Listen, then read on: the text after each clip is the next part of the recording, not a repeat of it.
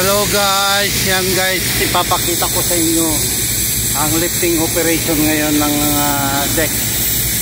Ayan,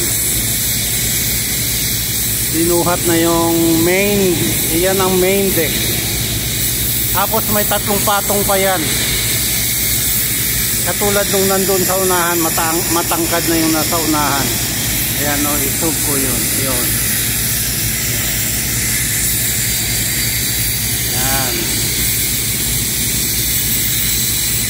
Matagal ang ano niyan,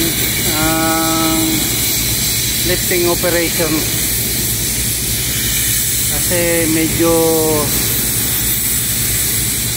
stricto yung mga safety dyan.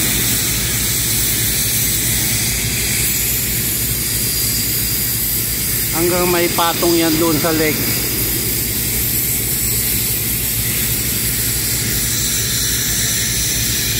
At ang dito naman sa kabila, isang deck naman ito.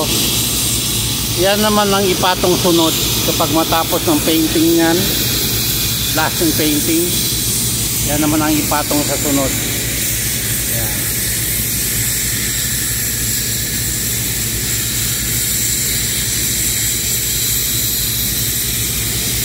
Ito yung mga standard na deck. 4 lang ang leg niya. Actually nakagawa na kami ng 6 ang leg, napakalaki. 5 patong, masyadong mataas. Ito ano lang ito, standard deck na para sa offshore. Ganda oh.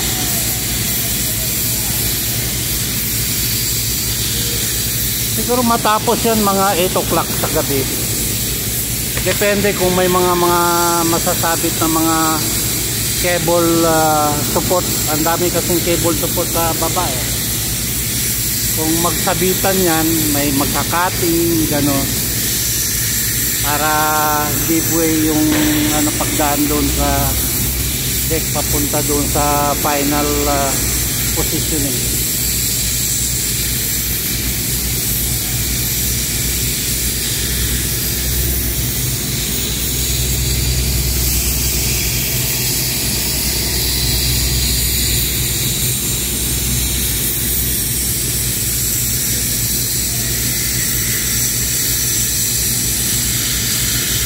Unti nang binababa guys.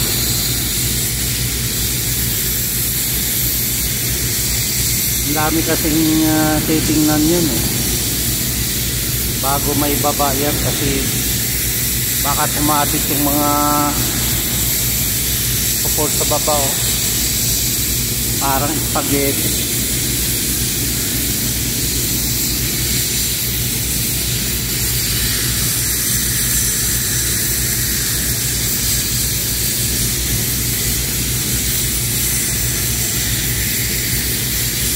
Malapit na rin ang uwian namin.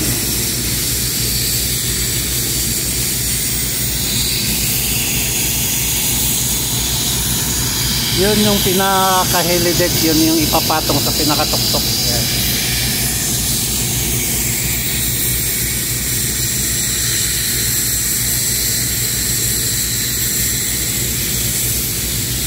Lapit na oh.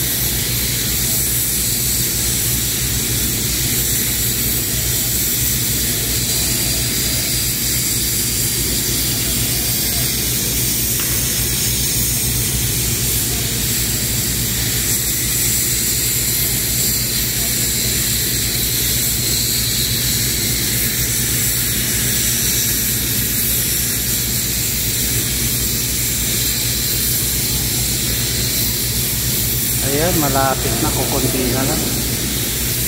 Magpangabot na yung patungan.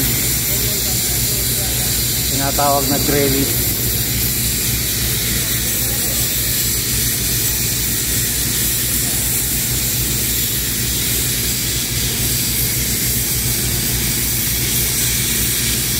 May sabit nga talaga oh.